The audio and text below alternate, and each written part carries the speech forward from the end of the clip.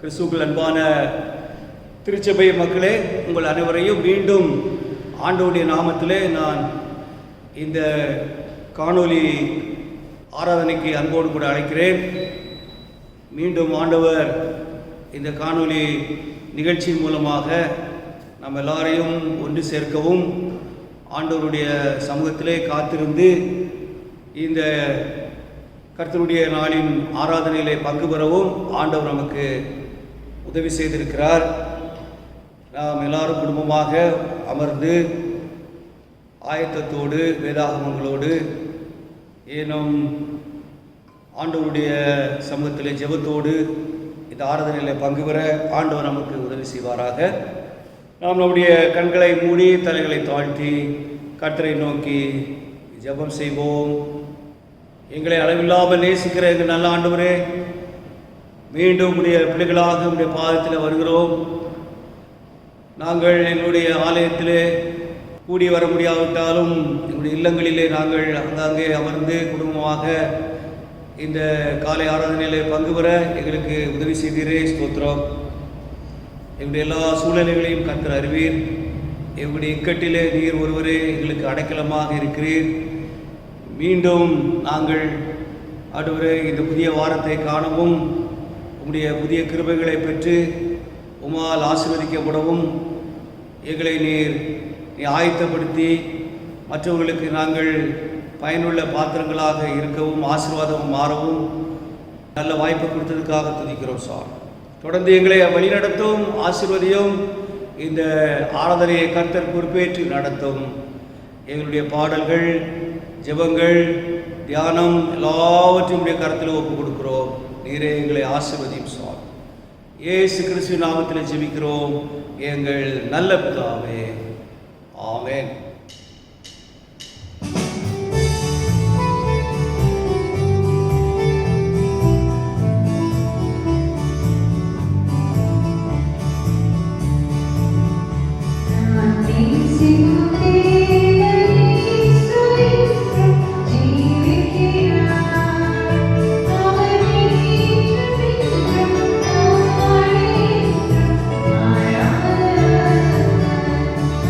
I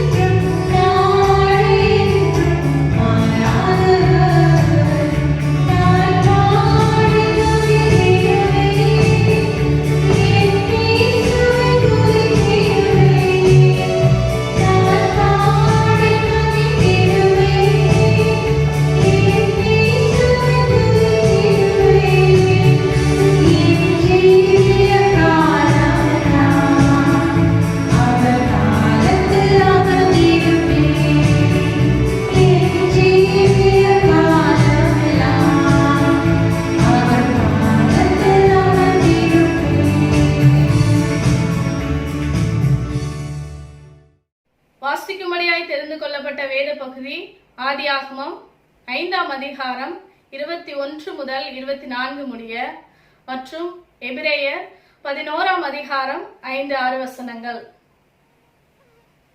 ஏனோக்கு 65 வயதான போது மெத்துசலாவை பெற்றான். ஏனோக்கு மெத்துசலாவை பெற்ற பின் 300 வருஷம் தேவனோடு சஞ்சரித்துக் கொண்டிருந்து குமாரரையும் குமாரத்திகளையும் பெற்றான். ஏனோக்குடைய நாளெல்லாம் 365 வருஷம்.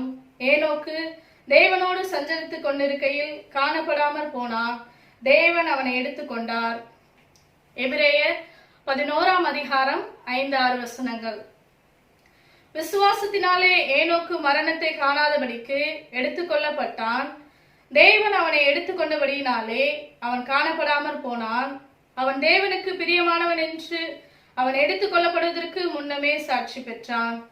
விசுவாசம் இல்லாமல் தேவனுக்கு பிரியமாயிருப்பது கூடாத காரியம். ஏனென்றால் தேவனிடத்தில் சேருகிறவன் அவர் உண்டென்றும் அவர் தம்மை தேடுகிறவர்களுக்கு பலன் அளிக்கிறவர் என்றும் விசுவாசிக்க வேண்டும்.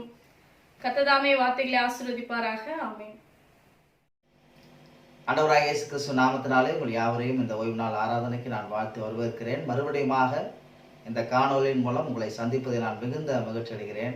கடந்த அநேக வாரங்களாக நாம் இவ்விதமாக இந்த ஆன்லைன் சர்வீஸ் மூலமாக நாம் ஓய்வு நாள் ஆராதனை நடத்தி கொண்டு வருகிறோம். தொடர்ந்து இந்த நாளிலும் இவ்விதமாக நடத்த கர்த்தர் நமக்கு கிருபை செய்திருக்கிறார். அதற்காக நாங்கள் ஆண்டவரை துதிக்கிறோம், ஆண்டவருக்கு நாம் நன்றி செலுத்துகிறோம். பிரியமான கர்த்தருடைய பிள்ளைகளே, நீங்கள் அனைவரும் கர்த்தருக்குள் சுகமாய் சந்தோஷமாக இருப்பீர்கள் நான் விசுவாசிக்கிறேன். இந்த இக்கட்டான சூழ்நிலையிலும் கர்த்தர் நம்மை நடத்தி கொண்டு வருகிறார். நம்முடைய தேவைகளெல்லாம் ஆண்டவர் நம்மை சந்தித்து வருகிறார். அதற்காக நாம் தொடர்ந்து ஆண்டவரை துதிப்போம், நாம் ஜெபிப்போம். இந்த சூழ்நிலைகள் சீக்கிரமாக மாற நம்ம எல்லாரும் சீக்கிரமாக தேவனுடைய ஆலயத்தில் கூடி வந்து அவரை துதிக்க, அவரை தொழுது கொள்ள தேவன் நமக்கு உதவி செய்ய வேண்டும் என்று நாம் தொடர்ந்து நாம் ஜெபிப்போம். கர்த்தர் பெரிய காரியங்களை நம்முடைய வாழ்க்கையில செய்வாராக. அது மாத்திரமல்ல, உங்களில் அநேகர் நீங்கள் நிறைய பேர் காணிக்கைகளை நீங்கள் ஆன்லைன் மூலமாகவும் நம்முடைய பேராயர்களை நேரில் சந்தித்து நீங்கள் வழங்கி கொண்டு வருகிறீர்கள். அதற்காக நான் ஆண்டவருக்கு நன்றி செலுத்துகிறேன், ஆண்டவரை துதிக்கிறேன். தொடர்ந்து நீங்கள் உற்சாகமாக கொடுத்து இந்த ஊழியங்களை திருச்சபையை தாங்க நாங்கள் பட்சமாய் நாங்கள் கேட்டுக்கொள்கிறோம். கர்த்தர் இது நிமித்தம் உங்கள் குடும்பங்களை வர்த்திக்க பண்ணுவார் என்பதில் எந்த மாற்று கருத்தும் சந்தேகமும் இல்லை. பிரியமான தேவஜனமே, இந்த நாளிலும் ஒரே ஒரு வசனத்தை சொல்லி நான் உலகத்தில் செபிக்க விரும்புகிறேன். யோவான் எழுதின சுவிசேஷம் 15ஆம் அதிகாரம் 33வது வசனத்தின் கடைசி பகுதியை நான் உங்களுக்காக வாசிக்க விரும்புகிறேன். யோவான் 15ஆம் அதிகாரம் 33வது வசனம். உலகத்தில் உங்களுக்கு உபத்திரவம் உண்டு, ஆனாலும் திடன் கொள்ளுங்கள், நான் உலகத்தை ஜெயித்தேன் என்றார். ஒரு ஊழியக்காரர் விதமாய் சொன்னார், கிறிஸ்தவ வாழ்க்கை என்பது பேருந்தில் ஜன்னல் ஓரத்தில் அமர்ந்து கொண்டு பிரயாணம் பண்ணுகிற வாழ்க்கை அல்ல. அது அலைக்கடல் நடுவே, புயல் காற்றில் நடுவே இயேசுவோடு கூட படகில் அமர்ந்து கொண்டு செய்கிற பயணம்தான் கிறிஸ்தவ வாழ்க்கை. மெய்யான கூற்று. பிரியமான கர்த்தருடைய பிள்ளைகளே, நம்முடைய வாழ்க்கையில் நாம் அநேக சூழ்நிலைகளே சந்தர்ப்பங்களிலே நாம் இந்த உலகத்தில் நடைபெறுகிற சோதனைகள் போராட்டங்களை நாம் தாக்கப்படுகிறோம், அதன் தாக்கத்தை நாம் உணர்கிறோம். இந்த சூழ்நிலையிலும் இந்த உலகம் முழுவதும் பரவி இருக்கிறதான இந்த கொரோனா வைரஸ் கிருமியின் மூலமாக உலகத்திலே ஒரு மிகப்பெரிய இக்கட்டான சூழ்நிலை நிலவி இருக்கிறது. ஆனாலும் கிறிஸ்தவர்களாக நாம் ஆண்டவருக்குள்ளாக நாம் செபித்து அவருக்குள்ளாக நாம் நம்பிக்கை பெற்று தைரியமுடன் வாழ கர்த்தர் நமக்கு உதவி செய்திருக்கிறார். ஆனால் கிறிஸ்தவ வாழ்க்கை என்பது இவ்விதமான போராட்டங்கள் நிறைந்த வாழ்க்கை தான். ஆண்டவர் நாம் ஆண்டவரை தெரிந்து கொண்ட உடனே, ஆண்டவரை ஏற்றுக்கொண்ட உடனே ஆண்டவருக்கு வாக்கு கொடுக்கிறார். நம்மை ஆசீர்வதிப்பேன், உயர்த்துவேன், பெரிய ஜாதியாக்கு வாக்கு கொடுத்தாலும் அந்த வாக்கு தத்தத்தின் பயணத்தை நாம் யோசிக்கும் போது அந்த பயணம் என்பது பாடுகளும் சோதனைகளும் போராட்டங்களும் பல்விதமான பிரச்சனைகளை சந்திக்கிறதான பயணமாக தான் இருக்கும். அதை தான் ஆண்டவர் சொல்லியிருக்கிறார். உலகத்தில் நமக்கு உபத்திரவம் உண்டு, ஆனால் ஆண்டவர் சொல்கிற வசனத்தை வாக்குத்தை நாம் கவனிப்போம்னால், திடன் கொள்ளுங்கள், நான் உலகத்தை ஜெயித்தேன். இதுதான் ஆண்டவர் நமக்கு கொடுக்கிற வார்த்தையும் வாக்குத்தமும். நாம் ஒவ்வொரு நாளும் தேவனுக்குள்ளாக திடன் கொள்ள வேண்டும். இந்த நம்முடைய திடன் அற்றுப்போக செய்த அநேக சூழ்நிலைகள் நம்மை சுற்றி இருக்கிறது. பல்வேறு விதமான மனக்கவலைகள், வியாதியின் தாக்கங்கள், பலவீனங்கள், நம்மை சுற்றி இருக்கிற பொருளாதார நெருக்கடிகள், எதிர்காலத்தை குறித்த பயங்கள், இதெல்லாம் நம்முடைய இருதயத்தை, நம்முடைய மனதை திடனற்று போகச் செய்யும். ஆனால் கர்த்தர் நமக்கு கொடுக்கிற வாக்குத்தத்தம், திடன் கொள்ளுங்கள், இந்த சூழ்நிலைகள் மத்தியிலும் நீங்கள் திடன் கொள்ளுங்கள். ஏன் திடன் கொள்ள வேண்டும் என்றால், இந்த உலகத்தை ஆண்டவர் ஜெயித்திருக்கிறார். அல்லேலூயா. கர்த்தர் நமக்காக இந்த உலகத்தை ஜெயித்திருக்கிறார். நாமெல்லாம் ஜெய கிறிஸ்துவனுடைய பிள்ளைகள். பிரியமான தேவஜனமே, நாம் ஒருபோதும் ஒரு காலம் சோர்ந்து போக வேண்டிய அவசியம் இல்லை. கர்த்தர் நமக்காக பெரிய காரியங்களை செய்வார் என்று நாம் விசுவாசிப்போம். கர்த்தர் நம்மை ஆசீர்வதிப்பார். ஒரு ஜெபத்தை செய்வோமா? அன்புள்ள ஆண்டவரே, நாங்கள் உம்மை துதிக்கிறோம், ஸ்தோத்திரிக்கிற சுவாமி. இந்த நாளிலும் நாங்கள் இந்த ஓய்வு நாளிலே உம்முடைய பிள்ளைகளாக நாங்கள் ஆண்டவரே உம்முடைய சமூகத்தில் காத்திருக்கும்படியாக, உம்முடைய வார்த்தைகளை கேட்கும்படியாக நீ தந்த கிருபைகளுக்காய் ஸ்தோத்திரம். இப்போ ஆண்டவரே உடைய திருச்சபைக்காகவும் திருச்சி மக்களுக்காக நான் செபிக்கிறப்பா. ஒவ்வொருவரையும் கர்த்தர் ஆசீர்வதிக்க முடியாது நான் செபிக்கிறேன். தகப்பனே, இந்த சூழ்நிலைகளிலும் எங்கள் மக்களை நடத்தி கொண்டு வருகிறீர். தேவைகள்லாம் கர்த்தர் சந்தித்து வருகிறீர். கர்த்தர் தொடர்ந்து நீர் சந்தியும்.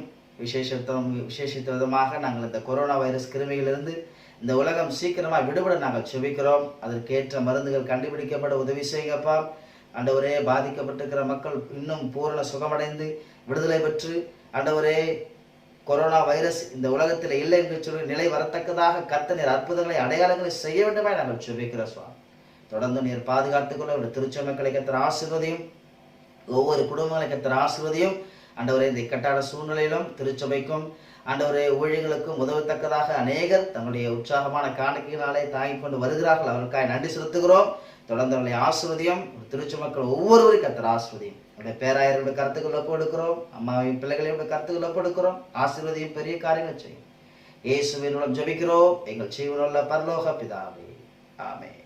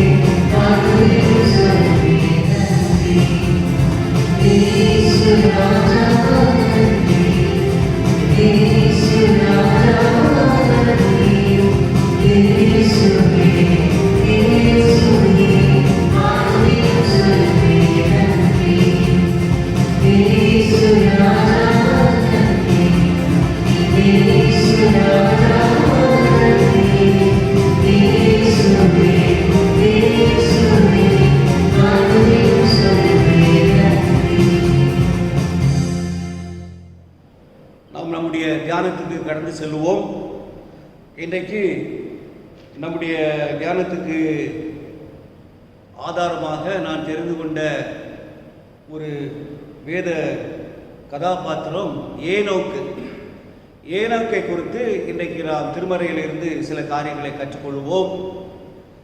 ஏனோக்கு அவர் திருச்சபையினுடைய ரகசிய வருகைக்கு முன்னடையாளமாக சித்தரிக்கப்படுகின்ற அருமையான ஒரு நபராக திருமறையிலே காட்டப்படுகிறார். ஏனோக்கை குறித்து நாம் திருமறை பாடமாக வாசிக்க கேட்டோம். இந்த 3 பகுதிகளிலும் பார்க்கும்போது ஏனோக்கினுடைய வாழ்க்கையிலே அவர் நமக்கு எவ்வளவு முன்மாதிரியாக இருக்கிறார் என்பதை நமக்கு சுட்டி காட்டுகிறது. திருச்சபையாகிய நாம் ஆண்டவருடைய ரகசிய வருகைக்கு எவ்விதமாய் ஆயத்தப்பட வேண்டும், நாம் எவ்வளவு பரிசுத்தமாக இருக்க வேண்டும், ஆண்டவருக்கு பிரியமாக அன்றாட வாழ்க்கையிலே நாம் நடக்க வேண்டும், காணப்பட வேண்டும் என்பதையெல்லாம் ஏனோக்கினுடைய வாழ்க்கை நமக்கு சுட்டி காட்டுகிறது. ஏனோக்கினுடைய வாழ்க்கையை குறித்து பார்ப்போம் என்றால் அது 3 முக்கியமான அம்சங்களை அடங்கியதாக நாம் பார்க்கின்றோம். அவர் ஆண்டவரை தன்னுடைய வாழ்க்கையிலே ஏற்றுக்கொண்டார் என்று முதலாவது நாம் பார்க்கும்போது அது அவருடைய ரட்சிப்பின் அனுபவத்தை காட்டுகிறது. 2வது, அவர் தேவனோடு கூட நடந்தார் என்று சொல்லி திருமறையில் வாசிக்கின்றோம். அந்த பதமானது அவர் பரிசுத்தமாக இந்த உலகத்திலே வாழ்ந்தார் என்பதை நமக்கு காட்டுகிறது. 3வது, அவர் தேவனாலே எடுத்துக்கொள்ளப்பட்டார், உயிரோடு கூட பரலோகத்துக்கு எடுத்துக்கொள்ளப்பட்டார் என்பது அவருடைய மகிமை அடைந்த ஒரு வாழ்க்கையை நமக்கு காட்டுகிறது. திருச்சபை எடுத்துக்கொள்ளப்படும் ஒரு நாள், அதற்கு அடையாளமாக ஏனோக்கு இங்கு சித்தரிக்கப்படுகிறார். அன்புக்குரியவர்களே, ஒரு மனிதனுடைய ஒரு விசுவாசியுடைய வாழ்க்கையில் இந்த 3 அனுபவங்கள் ரொம்ப முக்கியம். சால்வேஷன், ரட்சிக்கப்படுதல்; 2வது பரிசுத்தமாகுதல்; பரிசுத்தமாக வாழுதல், அன்றாட வாழ்க்கையிலே கடவுளுக்கு பிரியமாக நாம் நடத்தல், இது சாங்டிஃபிகேஷன் என்று சொல்வார்கள். மூன்றாவது, அவருடைய வருகையில் நாம் எடுத்துக்கொள்ளப்படுதல், அவரோடு கூட நாம் மகிமையிலே நித்தியமாக வாழும் அனுபவம், குளோரிஃபிகேஷன் என்று சொல்வார்கள். இந்த 3 அனுபவங்களையும் இந்த ஏனோக்கினுடைய வாழ்க்கையிலே நாம் பார்க்கிறோம். அன்புக்குரியவர்களே, இந்த ஏனோக்கு என்கின்ற இந்த பெயருக்கு அவன் பிரதிஷ்டை செய்யப்பட்டவன், டெடிகேட்டட் என்று இதனுடைய அர்த்தம். ஏனோக்கு என்று சொன்னால் பிரதிஷ்டை செய்யப்பட்ட ஒரு மனிதன் என்பதைத்தான் அதனுடைய அர்த்தமாக நாம் பார்க்கின்றோம். ஏனோக்கினுடைய வாழ்க்கையை குறித்து இந்த 3 பகுதியில் பார்க்கிறோம். ஆதியாகமம் 5ஆம் அதிகாரத்தில் வாசிக்க கேட்டோம். எபிரேயர் 11ஆம் அதிகாரத்தில் அவரை குறித்து நாம் பார்க்கின்றோம். விசுவாச வீரர்களுடைய பட்டியலிலே அவர் அங்கு சுட்டிக்காட்டப்படுகின்றார். இன்னும் யூதா நிருபத்திலே ஏனோக்கை குறித்து நாம் பார்க்கின்றோம். ஏறக்குறைய 9 வசனங்கள் இந்த ஏனோக்கை குறித்து சொல்லப்பட்டதாக இருக்கிறது. 3 வேத பகுதிகளிலே அவரை குறித்து நாம் பார்க்கின்றோம். அவருடைய வாழ்க்கை நமக்கு எவ்வளவு அர்த்தமுள்ளதாகவும் ஆசீர்வாதமாகவும் முன்மாதிரியாகவும் இருக்கிறது என்பதை அவருடைய இந்த குணாதிசயங்களின் மூலமாக நாம் கற்றுக்கொள்ள இருக்கிறோம். அன்புக்குரியவர்களே, இந்த ஏனோக்கு எப்படி ஆண்டவரோடு கூட அவர் வாழ்ந்தார், அவர் நடந்தார், அவர் தன்னுடைய வாழ்க்கையை நிறைவு செய்தார் என்பதை நாம் திருமறையின் கண்ணோட்டத்திலே பார்ப்போம். இங்கு ஆதியாகமம் 5ஆம் அதிகாரத்தை நாம் திருப்பிக் கொண்டால், இந்த 5ஆம் அதிகாரத்தில் ஏனோக்குடைய அந்த வாழ்க்கையை குறித்து நாம் பார்க்கிறோம். 24வது வசனத்தில் ஏனோக்கு தேவனோடு சஞ்சரித்து கொண்டிருக்கையில் காணப்படாமல் போனான், தேவன் அவனை எடுத்துக்கொண்டார் என்று நாம் வாசிக்கின்றோம். முதலாவதாக ஏனோக்கு தேவனோடு கூட என்ன செய்தார்? சஞ்சரித்து கொண்டிருந்தார்.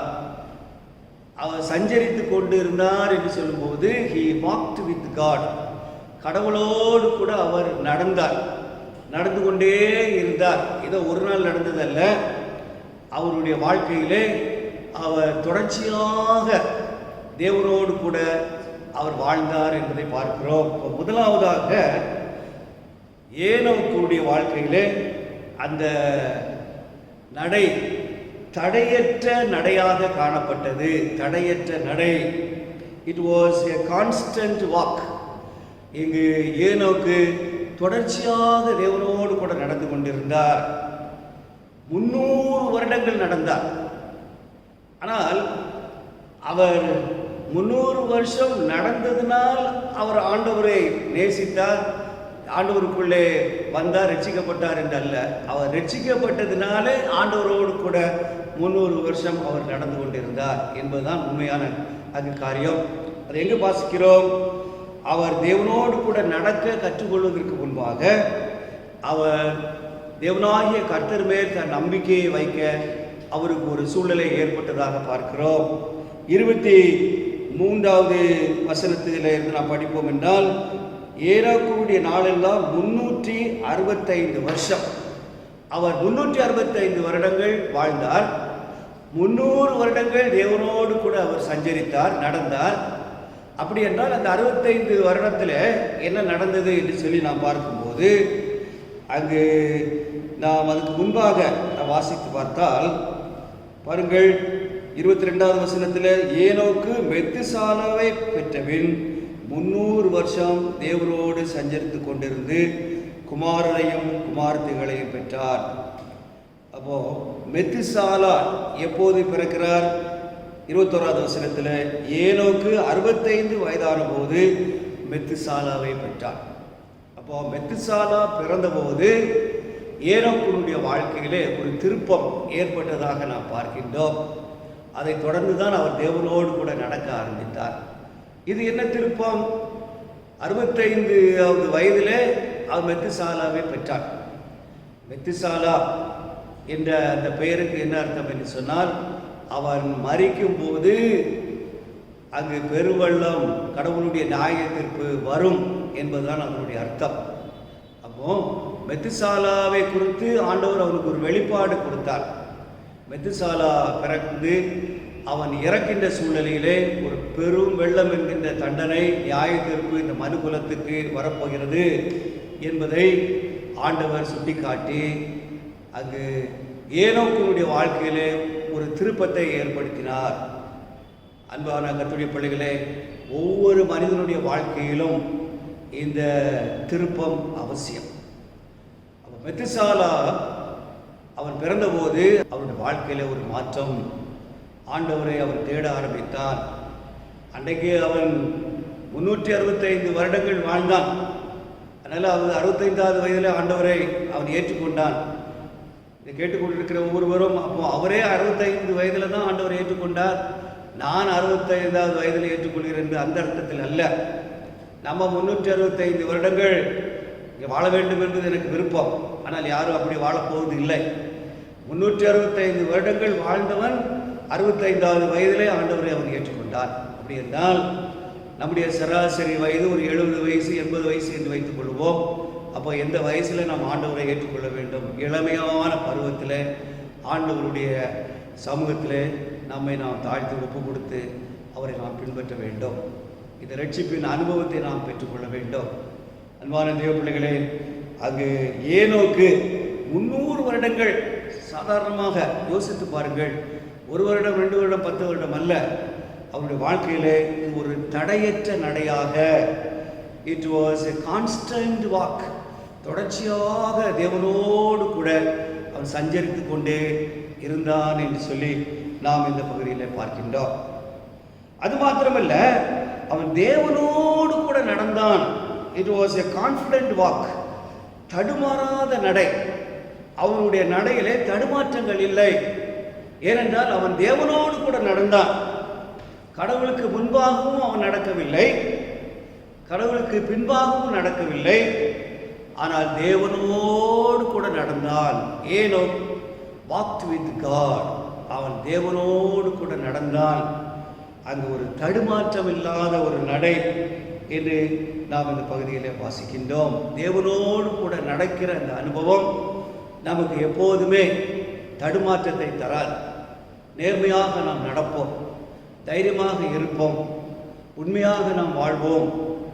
நோவாவை குறித்து திருமறையில் நாம் பார்ப்போம் என்று சொன்னால், அங்கு 6ஆம் அதிகாரம் 9வது வசனத்திலே நாம் பார்க்கும்போது, நோவா நீதிமானும் உத்தமனுமாயிருந்தான், நோவா தேவனோடு சஞ்சரித்து கொண்டிருந்தான். நோவாவும் தேவனோடு கூட சஞ்சரித்து கொண்டிருந்தான். பார்த்தீர்களா? ஆண்டவருடைய பிள்ளைகள் கடவுளுக்காக வாழ தங்களை ஒப்பு கொடுக்கும் போது கர்த்தரோடு கூட நடக்கக்கூடிய அனுபவத்தை, வாழக்கூடிய அனுபவத்தை அவர்களுக்கு ஆண்டவர் கொடுக்கிறார். ஆண்டவருடைய சித்தத்தை அறிந்து ஆண்டவருடைய ஆலோசனைகளை பெற்று அவன் நடந்தான் என்று சொல்லி நம்ம பார்க்கிறோம்.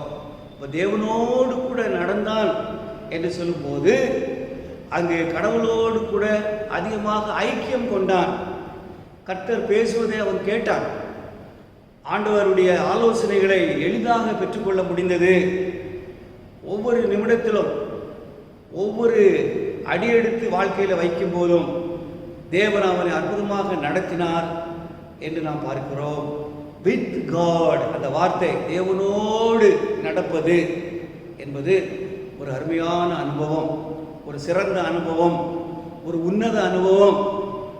ஒரு பெரிய மனிதரோடு கூட ஒரு மனிதன் நடந்து கொண்டு அவன் செல்கிறான் என்று சொன்னால் எல்லாரும் என்ன சொல்வார்கள்? இன்னைக்கு நான் பார்த்தேன், அந்த ஆளோடு கூட போயிட்டு இருந்தீங்க என்று சொல்லுவார்கள், பாராட்டுவார்கள் இல்லையா? அருமையான கத்திரி பிள்ளைகளே, ஒரு முதலமைச்சரை சந்திக்கக்கூடிய ஒரு சூழ்நிலை ஏற்பட்டால், அல்லது பிரதம மந்திரியை சந்திக்கக்கூடிய ஒரு வாய்ப்பு கிடைத்தால், அல்லது ஒரு விஐபி முக்கியமான பிரமுகரை நாம் சந்தித்து அவரோடு கூட நேரத்தை செலவிடக்கூடிய அந்த காட்சியை மற்ற மக்கள் பார்த்தால், இன்றைக்கு பரவாயில்ல, நீங்கள் இன்றைக்கி இந்த ஆளையெல்லாம் பார்க்கக்கூடிய அளவுக்கு, அவரோடு கூட நேரத்தை செலவிடக்கூடிய அளவுக்கு உங்களுக்கு நல்ல வாய்ப்பு கிடைத்ததே என்று சொல்லி பாராட்டுவார்கள்.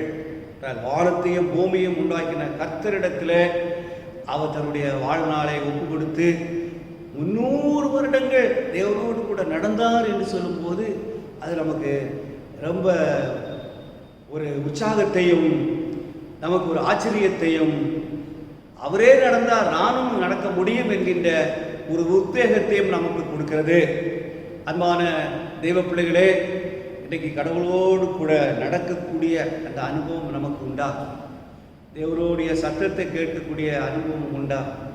கர்த்தர் நம்மோடு கூட பேசுகிறார் என்பதை செவி கொடுத்து நாம் கேட்க முடிகிறதா? நல்ல மேய்ப்பன் தன் ஆடுகளை பெயர் சொல்லி அழைக்கிறார். ஆடுகள் அவருடைய சத்தத்துக்கு செவி கொடுக்கிறது என்று திருமறையில நாம் பார்க்கிறோம். ஆண்டுடைய சமூகத்திலே காலைதோறும் வந்து நாம் காத்திருக்கும் போது அவர் நம்மோடு கூட பேசுகிறார். வேதத்தை எடுத்து வாசிக்கும் போது கர்த்தர் நம்மோடு கூட பேசுகிறார். நாம் ஜெபிக்கும் போது நாம் அவரோடு கூட பேசுகிறோம். இது தேவனோடு கூட நடக்கிற ஒரு அனுபவம், வாழுகின்ற அனுபவம். அவருடைய வெளிப்பாடுகளை பெற்று ஆலோசனைகளை பெற்று நம்முடைய வாழ்க்கையிலே நாம் ஆசீர்வதிக்கப்படவும் மற்றவர்களுக்கு நாம் ஆசீர்வாதமாக இருக்கவும் கர்த்தர் நமக்கு உதவி செய்கிறார். அப்போ இங்கு ஏனோக்கு அவர் எப்படி நடந்தார், எப்படி வாழ்ந்தார் என்று சொல்லி பார்க்கும்போது இந்த அவருடைய நடை தடையற்ற நடை என்று பார்க்கிறோம். It was a constant walk. இரண்டாவது, இது ஒரு தடுமாறாத நடை. It was a confident walk. அவர் நம்பிக்கையோடு கூட தேவனோடு கூட நடந்தார் என்று நாம் வாசிக்கின்றோம். அது மாத்திரமல்ல, அவர் வாழ்ந்த அந்த காலத்தில் இந்த 4ஆம் அதிகாரத்திலிருந்து 6ஆம் அதிகாரம் வரைக்கும் உள்ள நீங்கள் பகுதியை பார்த்தால் அங்கு ஒரு சோசியல் டிஸார்டர், மக்கள் பாவத்திலே பெருகி இருந்தார்கள். 6ஆம் அதிகாரம் 1வது வசனம் சொல்கிறது, மனுஷர் பூமியின் மேல் பெருக துவங்கி அவர்களுக்கு குமாரத்திகள் பிறந்தபோது அங்கு என்னென்ன காரியங்கள் நடந்தது என்று சொல்லி பார்க்கிறோம். கர்த்தர் சொல்கிறார், என் ஆவி என்றென்றைக்கும் மனுஷனோடே போராடுவதில்லை, அவன் மாம்சம்தானே, அவன் இருக்க போகிற நாட்கள் 120 வருஷம் என்றார். நான் 120 வருஷம்தான் மனுஷனோட போராட போறேன், அதுக்கப்புறம் பெருவெள்ளம் வந்து என்னுடைய நியாயத்திற்கு கொடுக்கப்பட இருக்கிறது, மனு குலத்தை நான் அழிக்க நிக்கரகம் பண்ண நான் தீர்மானித்து விட்டேன் என்று ஆண்டவர் இந்த இடத்துல சொல்லுகிறதை நாம் பார்க்கிறோம். 11வது வசனத்திலே, பூமியானது தேவனுக்கு முன்பாக சீர்கெட்டதாய் இருந்தது, பூமி கொடுமையினால் நிறைந்திருந்தது என்று நாம் பார்க்கின்றோம். தேவன் பூமியை பார்த்தார், இதோ அது சீர்கெட்டதாய் இருந்தது, மாம்சமான யாவரும் பூமியின் மேல் தங்கள் வழியை கெடுத்து கொண்டிருந்தார்கள். நோவா உடைய காலத்தில் நடந்த சம்பவத்தை பார்க்கிறோம். நோவாவுக்கும் ஏனோக்குக்கும் இடையே இருந்த காலகட்டம் 70 வருடங்கள் தான்.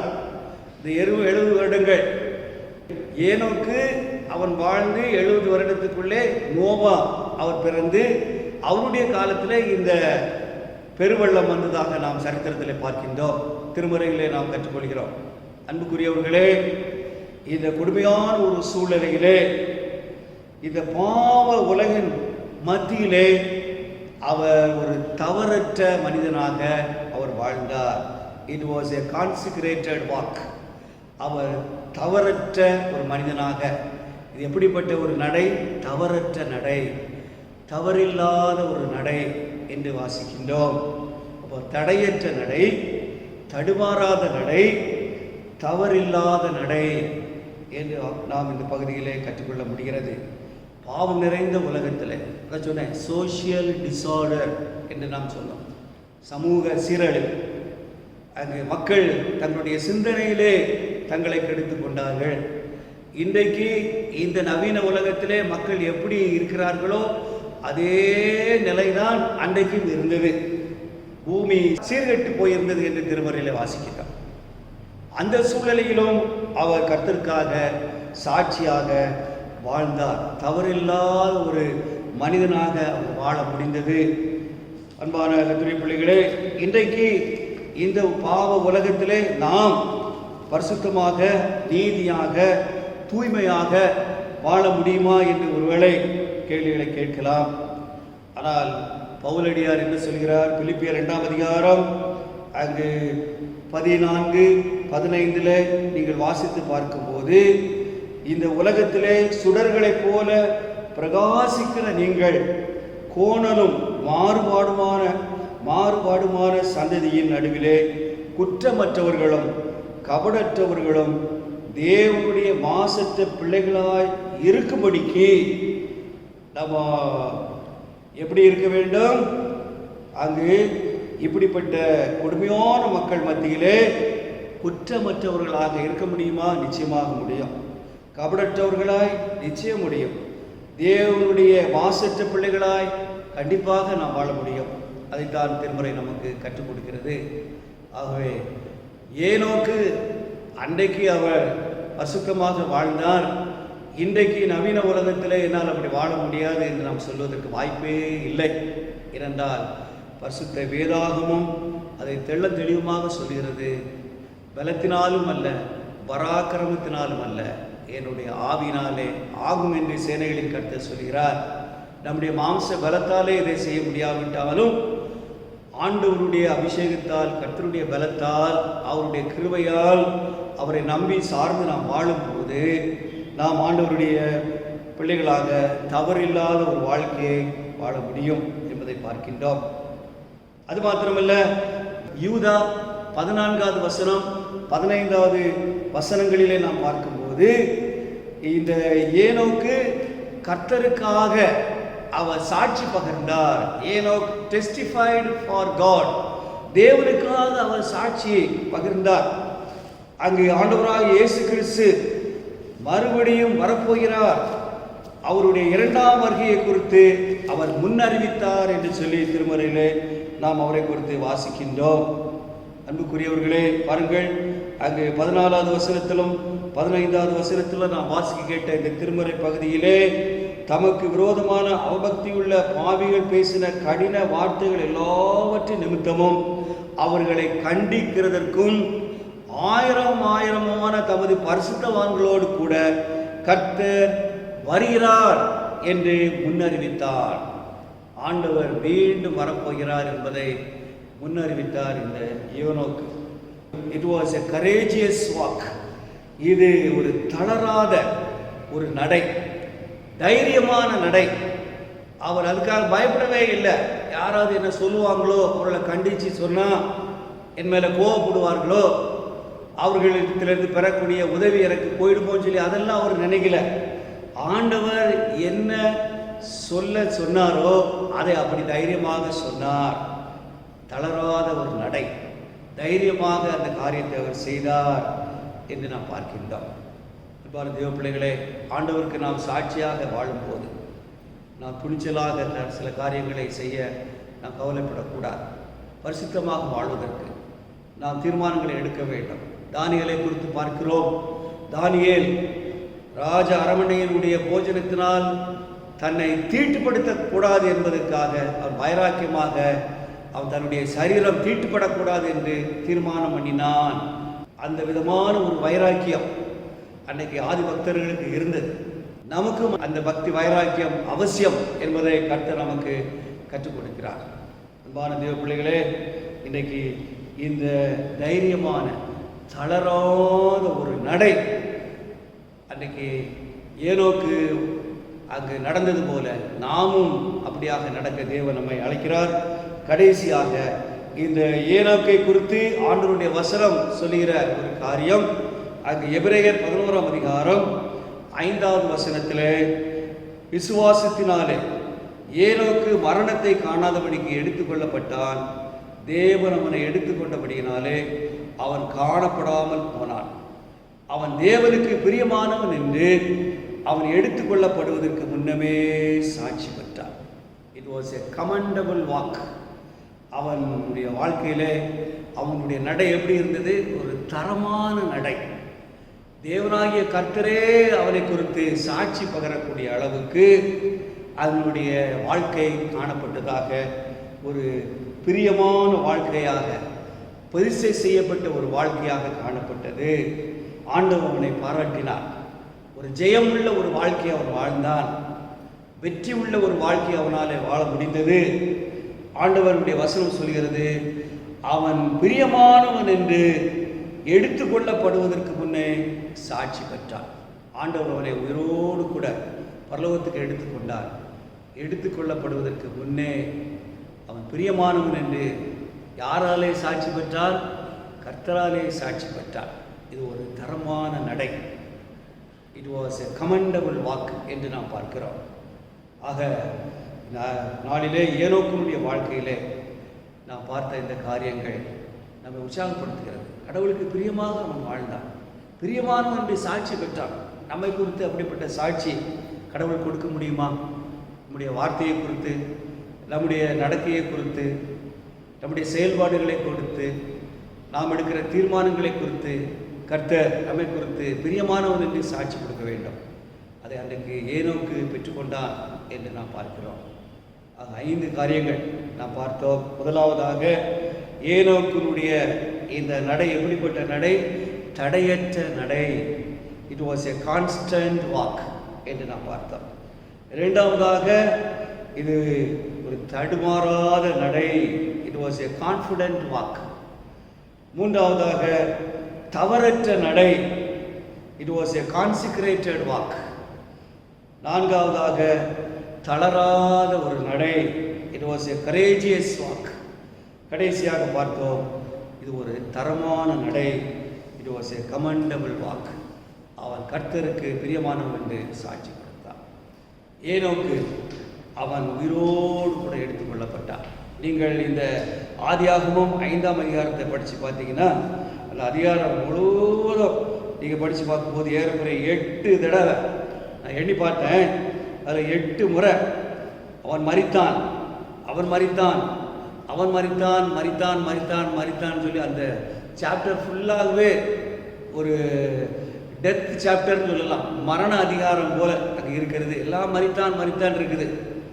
அன்றைக்கு சாத்தான் ஏவாள் இடத்துல சொல்லும்போது, இது விளக்கப்பட்ட கனியை நீ புசித்தால் சாகவே சாக மாட்டாய் என்று அவன் சொன்னான். அவன் பொய் சொல்லிட்டான். ஆனால் இங்கே பார்த்தா பாவம் செய்ததுனால இவர்கள் எல்லாம் மரித்தார்கள். ஆனால் ஏனோக்கை குறித்து மட்டும் பார்க்கும்போது, ஏனோக்கு தேவனோடே சஞ்சரித்து கொண்டிருக்கையில் காணப்படாமல் போனான்.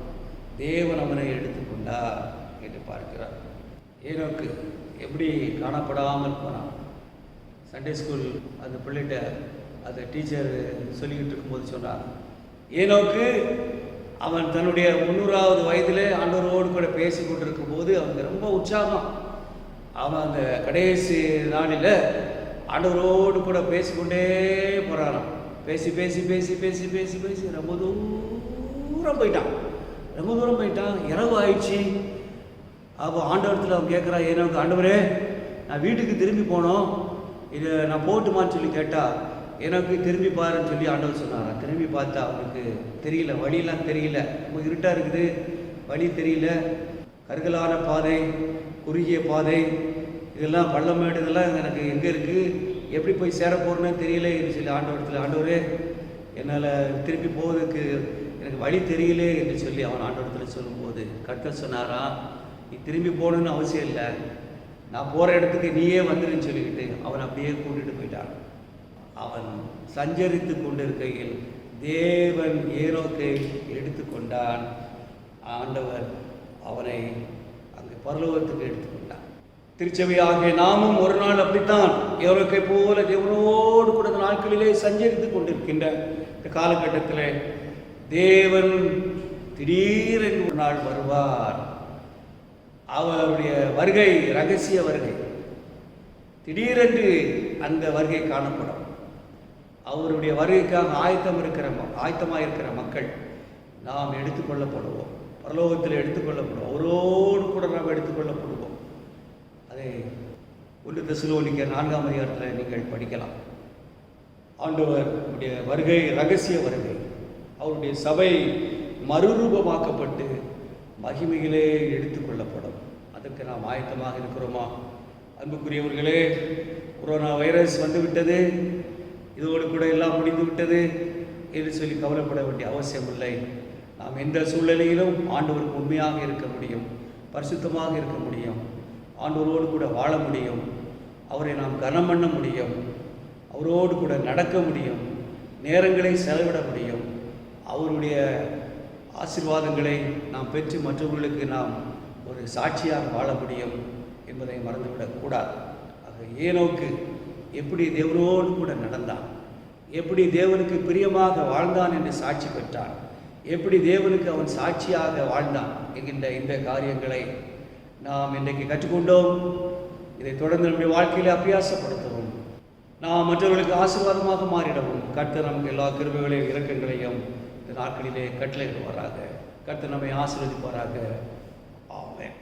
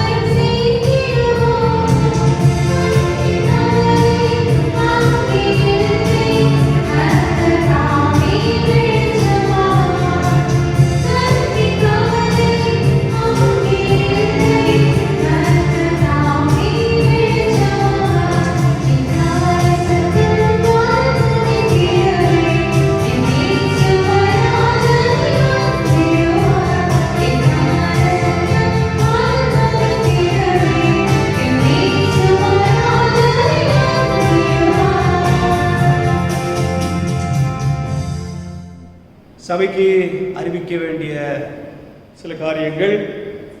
தொடர்ந்து நாம் நம்முடைய தேசத்துக்காக, உலகத்தினுடைய ஆசீர்வாதத்துக்காக ஜெபம் பண்ணுவோம். இந்த கொரோனா தாக்குதலிலிருந்து நாம் விடுதலை பெற வேண்டும். இதற்காக தொடர்ந்து நாம் ஜெபிக்கிறோம். நிச்சயமாக நமக்கு ஆண்டவர் விடுதலை கொடுப்பார். ஏறக்குறைய 47 நாட்கள் இந்த ஒரு இக்கட்டான சூழ்நிலையிலே நாம் மாட்டிக்கொண்டு தவித்து கொண்டு இருக்கிறோம்.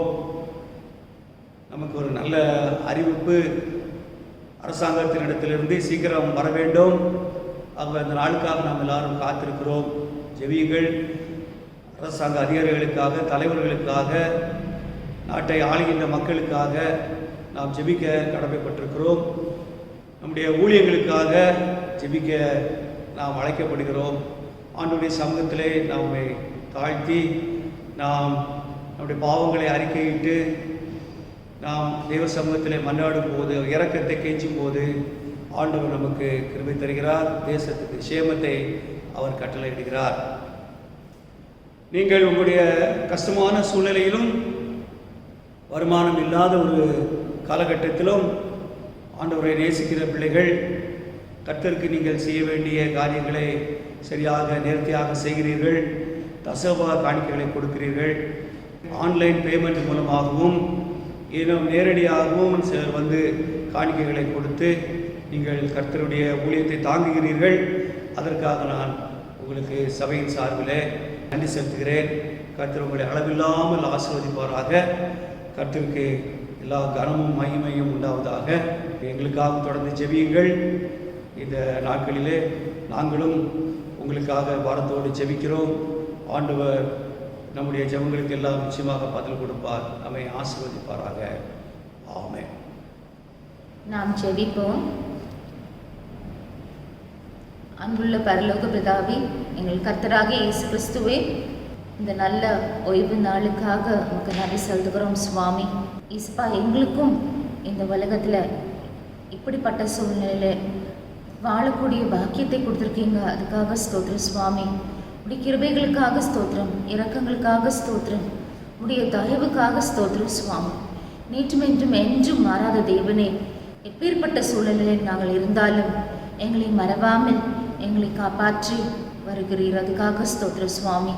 எவ்வளோ நாங்கள் நன்றி சொன்னாலும் போதாது சுவாமி. இசப்பா, எவ்வளோ பேர் இந்த உலகத்தில் அழிந்து போயிருக்கிறாங்க சுவாமி. இந்த நாளை காணக்கூடாத அளவுக்கு அவங்க மறுத்து போயிருக்காங்க.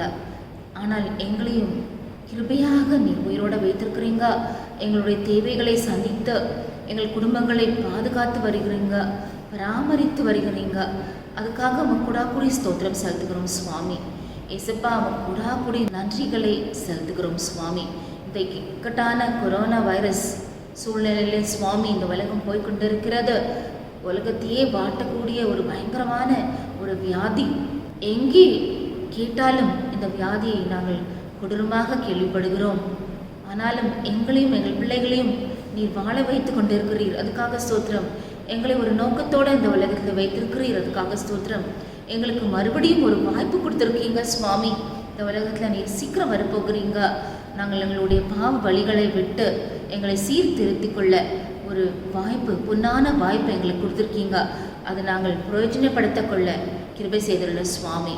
எங்களை ஆசீர்வதியும் ஏசப்பா.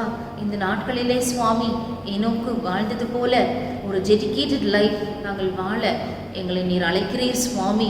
இந்த நாட்களிலே உம்மோடு கிட்டி சேரக்கூடிய பாக்கியங்களை எங்களுக்கு தந்திருக்கிறீங்க. குடும்பமாக உம்மை ஸ்தோத்திரிக்கவும், உம்மை ஆராதிக்கவும், உம்மை நாங்கள் பணிந்து கொள்ளவும், உம்முடைய பிரமாணங்களை கற்றுக்கொள்ளக்கூடிய நாட்களை எங்களுக்கு கொடுத்துருக்கீங்க. எவ்வளோ பெரியவர் சுவாமி. இந்த கிருபைக்காக கூடி நன்றி செலுத்துகிறோம் சுவாமி. இந்த வாய்ப்புக்காக கூடி நன்றி செலுத்துகிறோம் சுவாமி. ஏசப்பா, இந்த நாட்களை நாங்கள் பிரயோஜனப்படுத்திக் கொள்ள கிருபை செய்துள்ளோம் சுவாமி. வேத வாசிப்பில், ஜெபத்தில் நாங்கள் இன்னுமாக தரித்திருக்க கிருபை செய்துள்ளோம். திறப்பின் வாசலிலே நின்று ஏசப்பா ஆத்ம ஆதாயத்துக்காக நாங்கள் பாடுபட, ஜெபிக்க, போராட எங்களுக்கு ஒரு வாய்ப்பினை தாரும் சுவாமி. எங்களையும் பரிசுத்தப்படுத்தும், எனக்கு போல பரிசுத்தப்படுத்தும். அவனை போல சுவாமி அவன் வாழ்க்கையில் எங்களுக்கு கட்டாயம் ஒரு திருப்பம் அவசியம் சுவாமி. அதற்காக தான் இந்த நாட்களை எங்களுக்கு நீர் நியமித்து வைத்திருக்கிறீர். அதற்காக ஸ்தோத்திரம். இந்த நாட்களை நாங்கள் எங்களையே ஆராய்ந்து பார்த்து எங்களுடைய பாவ வழிகளை விட்டு ஏசப்பா மற்றவர்களை குறித்து பேசாதபடிக்கு, மற்றவர்களை ஆராய்ந்து கொள்ளாதபடிக்கு எங்களையே நாங்கள் ஆராய்ந்து கொள்ளும்படிக்கு பேசியதுள்ள சுவாமி. பரிசுத்தப்படுத்தும். எங்களுடைய ஒவ்வொரு நாட்களிலும் நாங்கள் ஜாக்கிரதையாக வாழக்கூடிய பாக்கியத்தை தாரும் சுவாமி. எங்களை நீ பாதுகாத்து கொள்ளும். சங்கீதம் 91 சொன்னது போல அத்தனை பாதுகாப்பையும் எங்களுக்கும் எங்கள் குடும்பங்களுக்கும் கட்டளிடும் சுவாமி. எங்களுடைய ஆலயத்தில் உள்ள மக்களை ஆசிர்வதியும், குடும்பமாக ஆசிர்வதியும். பெரியவர், சிறியவர், வாலிபர், வயதானவர், ஏசப்பா, பெண்கள், குழந்தைகள் எல்லாரையும் நீர் பாதுகாத்துக்கொள்ளும். ரத்த கோட்டிக்குள் மறைத்து கொள்ளும். எல்லாத்தையுமே விலைக்கு காப்பாற்று சுவாமி. நீர் உம்முடைய வருகைக்காக எங்களை ஆயத்தப்படுத்தும். எங்களை மறுபடியுமாக உம்முடைய பரிசுத்த கரத்திலே கொடுக்கிறோம், தாழ்த்துக்கிறோம் சுவாமி. உம்மை வணங்குகிறோம் சுவாமி. முழு மனதோடு உம்மை நாங்கள் நன்றி பாராட்டுகிறோம் சுவாமி. இந்த ஓய்வு நாளிலே நாங்கள் ஒன்று கூடி உம்மை ஆராதிக்கும் பொழுது நீர் எங்களோடு இரும். எங்களுடைய பிரசனத்தை நாங்கள் உணர்ந்து கொள்ளக்கூடிய பாக்கியத்தை கட்டளிடும் சுவாமி. எங்களோடு இருந்து பெரிய காரியங்களை செய்யும். நீ சீக்கிரமாக எங்களுடைய ஆலயங்களை திறந்து உம்மை நாங்கள் ஆராதிக்கக்கூடிய பாக்கியத்தை எங்களுக்கு தாரும் சுவாமி. எங்களுடைய பாவங்களை மன்னித்து எங்களுக்கு மறுபடியுமாக ஒரு பொன்னான வாய்ப்பை கட்டளிடும் சுவாமி. தாழ்த்தி உடைய பரிசுக்கரத்திலே விட்டுக்கிறோம் சுவாமி. ஒவ்வொரு நாளும் பரிசுத்தத்திலே வளர கிருபை செய்துள்ளோம். எங்களுடைய தேடக்கூடிய நாட்களை எங்களுக்கு தாரும். எங்களை ஒவ்வொரு நாளும் கண்களை பரிசுத்தப்படுத்தும், எங்களுடைய நாவுகளை பரிசுத்தப்படுத்தும், இருதயத்தை பரிசுத்தப்படுத்தும். உமக்கு ஏற்ற பிள்ளைகளாக வாழ்ந்து நீ சீக்கிரம் வரப்போகிறீரோ அந்த நாளிலே நாங்கள் உம்மோட காணப்பட எங்களுக்கு பெரிய பாக்கியத்தை கட்டளிடும் சுவாமி. ஆசிர்வதியும். எங்களுடைய இசை தலைவர்களை ஆசிர்வதியும். தந்தை பேராயர் ஆசிர்வதியும். அவருடைய தரிசனங்களை நிறைவேற்றக்கூடிய பாக்கியங்களை எங்களுக்கு தாரும் சுவாமி. அவரையும் மென்மேலும் சுகப்படுத்தும், பலப்படுத்தும் சுவாமி. தீர்க்காயசை தாரும். மறுபடியும் எங்களுடைய பிரசிடென்ட் பிஷப், எங்களுடைய மற்ற பிஷப்கள், கமிஷனர்கள் எல்லாரையும் நீ பேராக ஆசிர்வதியும் சுவாமி. எங்களுடைய ஆலயங்கள் திருப்பும் திறந்து இன்னும் எங்களுடைய ஐக்கியங்களை பலப்படுத்தும் சுவாமி. ஆசீர்வதியும். நீர் விசாரமாக வாழாமல் நாங்கள் பரிசுத்தத்தை நாங்கள் தேடிக்கொள்ள கிருபை செய்துள்ளோம் சுவாமி. ஆசீர்வதியும். பாதுகாத்து கொள்ளும். வரப்போகிற இந்த வாரத்திலே உடைய கிருபையின் கரம் எங்களை வழிநடத்த கிருபை செய்துள்ளோம். எங்களுடைய தேவைகளை சந்தித்தருளும் சுவாமி. ஏசப்பா, இவ்வளோ தேவைகளிலே எங்கள் மக்கள் இருக்கிறாங்க சுவாமி. அவங்களுக்கு நல்ல சுகபல ஜீவனை கொடுத்து எங்களுடைய தேவைகளை சந்தித்து எங்களை பாக்கியவான்களாக மாற்றியருளும் பிதாவே. துதி கன மகிமை யாவும் இயேசு கிறிஸ்து ஒருவருக்கே செலுத்துகிறோம். இயேசு கிறிஸ்துவின் இணைய நாமத்தில் கெஞ்சி கேட்டுக்கொள்கிறேன் ஜீவனுள்ள நல்ல பிதாவே. ஆமீன், ஆமீன். ஆசீர்வாதத்தை பெற்றுக்கொள்வோம். நம்முடைய கர்த்தராகிய இயேசு கிறிஸ்துவின் கிருபையும் பிதாவாகிய தேவனுடைய அன்பும் பரிசுத்த ஆவியாருடைய ஐக்கியம் ஆசீர்வாதங்களும் நம் அனைவரோடு கூட என்றுமென்றும் சதா காலங்களிலும் நம்மோடு நிலைத்திருப்பதாக. ஆமென். என் ஆத்மாவே கர்த்தரை ஸ்தோத்திரி, என் முழு உள்ளமே அவருடைய பரிசுத்த நாமத்தை ஸ்தோத்திரி. என் ஆத்மாவே கர்த்தரை ஸ்தோத்திரி, அவர் செய்த சகல உபகாரங்களையும் மறவாதே. ஆமென்.